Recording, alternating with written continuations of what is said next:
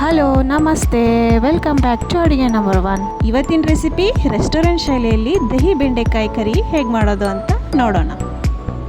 ತಂದೂರಿ ರೊಟ್ಟಿ, ಪುಲ್ಕಾ ಅಥವಾ ರೈಸು ಇದೆಲ್ಲದ್ರ ಜೊತೆ ಹಂಚ್ಕೊಂಡು ತಿನ್ನಲಿಕ್ಕೆ ಸಖತ್ತಾಗಿರುತ್ತೆ. ಓಕೆ, ಸ್ಟಾರ್ಟ್ ಮಾಡೋಣ.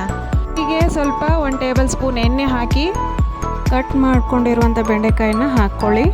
ಇದ್ರ ಜೊತೆಗೆ 2 ಹಸಿ ಮೆಣಸಿನ್ಕಾಯಿ ಹಾಕ್ಕೊಳ್ಳಿ. ಸ್ವಲ್ಪ ಉಪ್ಪು, 4-5 ಡ್ರಾಪ್ಸ್ ಅಷ್ಟು ನಿಂಬೆ ರಸ ಹಾಕ್ಕೊಳ್ಬೇಕು. ಈ ಥರ ಫ್ರೈ ಮಾಡುವಾಗ ಹಾಕ್ಕೊಳ್ಳಿ, ಲೋಳೆ ಥರ ಒಂಚೂರು ಬರೋದಿಲ್ಲ. ಬೆಂಡೆಕಾಯಿ ಸಾಫ್ಟ್ ಆಗೋವರೆಗೂ ಫ್ರೈ ಮಾಡ್ಕೋಬೇಕು, ಬಹಳ ಕಪ್ಪಾಗುವಷ್ಟು ಮಾಡ್ಕೋಬಾರ್ದು.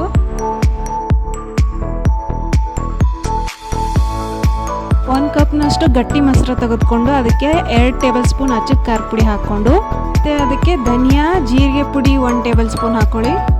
ಗರಂ ಮಸಾಲ 1 ಟೇಬಲ್ ಸ್ಪೂನ್, ಅರಿಶಿನ ಪುಡಿ 1 ಟೀ ಸ್ಪೂನ್ ಹಾಕ್ಕೊಳ್ಳಿ. ಇದನ್ನು ಚೆನ್ನಾಗಿ ಮಿಕ್ಸ್ ಮಾಡ್ಕೊಳ್ಳಿ.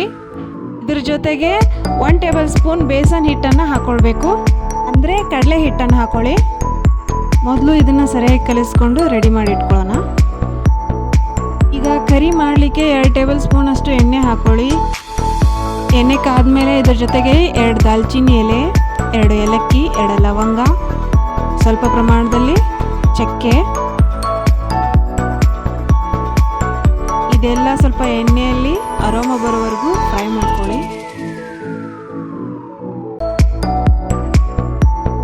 ಇದ್ರ ಜೊತೆಗೆ ಸ್ವಲ್ಪ ಕಸೂರಿ ಮೆಂತ್ಯನ ತಿಕ್ಬಿಟ್ಟು ಹಾಕಬೇಕು.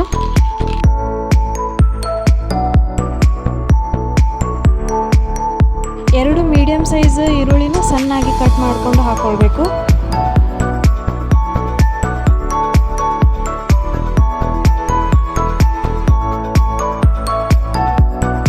ಹಸಿ ಮೆಣಸಿನ್ಕಾಯಿ ಕಟ್ ಮಾಡ್ಕೊಂಡು ಹಾಕ್ಕೊಳ್ಳಿ. ಇದ್ರ ಜೊತೆಗೆ ಸ್ವಲ್ಪ ಚಿಟಿಕೆಯಷ್ಟು ಹಿಂಗೆ ಹಾಕ್ಕೊಳ್ಳಿ.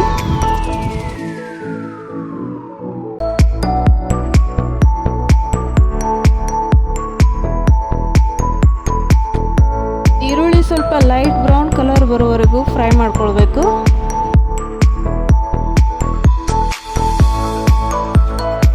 ಈಗ ಇದ್ರ ಜೊತೆಗೆ ಮಿಕ್ಸ್ ಮಾಡ್ಕೊಂಡಿರುವಂಥ ಮಸಾಲೆ ಕಾಳನ್ನ ಆ್ಯಡ್ ಮಾಡ್ಕೋಬೇಕು. ಹಾಕಿರುವ ಎಲ್ಲ ಪದಾರ್ಥಗಳನ್ನು ಚೆನ್ನಾಗಿ ಮಿಕ್ಸ್ ಮಾಡ್ಕೊಳ್ಬೇಕು. ಮೇಲ್ಗಡೆ ಎಣ್ಣೆ ಬಿಡುವವರೆಗೂ 2-3 ನಿಮಿಷ ಕುದಿಸ್ಕೊಳ್ಬೇಕು. ರುಚಿಗೆ ಸ್ವಲ್ಪ ಉಪ್ಪನ್ನು ಹಾಕ್ಕೊಳ್ರಿ.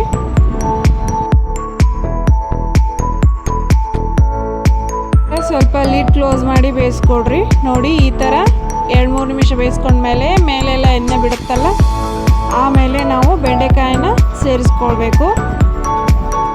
ಸ್ವಲ್ಪ ಕನ್ಸಿಸ್ಟೆನ್ಸಿ ತೆಳುವಾಗಲಿ ಅಂತ ಸ್ವಲ್ಪ ನೀರು ಹಾಕ್ಕೊಂಡಿದ್ದೀನಿ.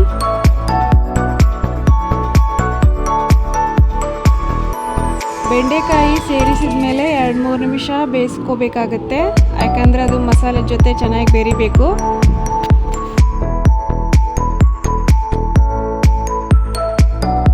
ಕೊನೆಯದಾಗಿ ಸಣ್ಣಾಗಿ ಕಟ್ ಮಾಡ್ಕೊಂಡಿರುವ ಕೊತ್ತಂಬರಿ ಸೊಪ್ಪನ್ನು ಹಾಕ್ಕೊಳ್ಬೇಕು. ಬಿಸಿ ಬಿಸಿ ದಹಿ ಬೆಂಡೆಕಾಯಿ ರೆಡಿ ಆಯ್ತಲ್ಲ. ನಾನು ಇದ್ರ ಜೊತೆಗೆ ಪುಲ್ಕ ರೆಡಿ ಮಾಡ್ಕೊತಾ ಇದ್ದೀನಿ. ಪುಲ್ಕಕ್ಕೆ ಹಿಟ್ಟು ಕಲಿಸುವಾಗ ಡೈರೆಕ್ಟಾಗಿ ಗೋಧಿ ಹಿಟ್ಟನ್ನು ಮಾತ್ರ ಸ್ವಲ್ಪ ನೀರು ಹಾಕ್ಕೊಂಡು ನಾದ್ಕೊಳ್ಬೇಕಾಗತ್ತೆ. ಇದ್ರ ಜೊತೆಗೆ ಎಣ್ಣೆ, ಉಪ್ಪು ಏನು ಬೇಕಾಗಿರೋದಿಲ್ಲ.